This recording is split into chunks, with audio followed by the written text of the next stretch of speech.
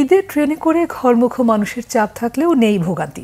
রাজধানীর Kamalapur railway station থেকে বৃহস্পতিবার সকাল থেকে উপচে পড়া যাত্রী নিয়ে নির্দিষ্ট সময়ের গন্তব্যে ছেড়ে যাচ্ছে ট্রেনগুলো। গত ২৬শে মে যারা ট্রেনের আগাম টিকিট কেটেছেন তারা আজ ট্রেনে করে নিজ নিজ গন্তব্যে যাচ্ছেন। পরিবার পরিজন নিয়ে সবাই ছুটছেন বাড়ির পানে। পূর্বাঞ্চল ও পশ্চিমাঞ্চল সহ এবারের ঈদযাত্রায় সর্বমোট ৫৫টি জোড়া বিশেষ ট্রেন দেশের বিভিন্ন গন্তব্যে ছেড়ে যাচ্ছে।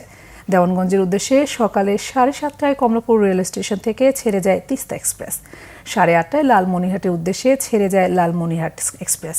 ঘরমুখো মানুষের নিরাপত্তায় রেলওয়ে স্টেশনে আইনশৃঙ্খলা বাহিনী টহল থাকলেও তাদের সামনেই যাত্রীরা ট্রেনের ছাদে চড়ছেন। এছাড়া কমলাপুর থেকে দেওয়া হচ্ছে ট্রেনের ফিরতি টিকিট। আজ দেওয়া হচ্ছে ১৫ জনের ফিরতি টিকিট।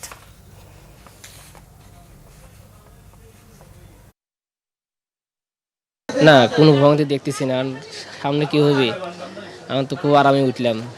কোনো শিডিউল বিপর্যয় নাই, রাইট টাইমেই আছে ট্রেনটা, তো আমি সিটে এসে বসতে পারছি এই মুহূর্তে। আমরা ঈদে বাড়িতে যাচ্ছি, বাচ্চা কাচ্চা নিয়ে ভালোভাবে যাচ্ছি। আমি আমার বাবা মার সাথে আমার দাদু বাড়ি যাচ্ছি ঈদ করতে। সুন্দর, ঠিক আছে, কোনো ট্রেনের বিপর্যয় নাই এবং আমরা যে যাত্রাটা করতেছি এতে আমরা খুশি।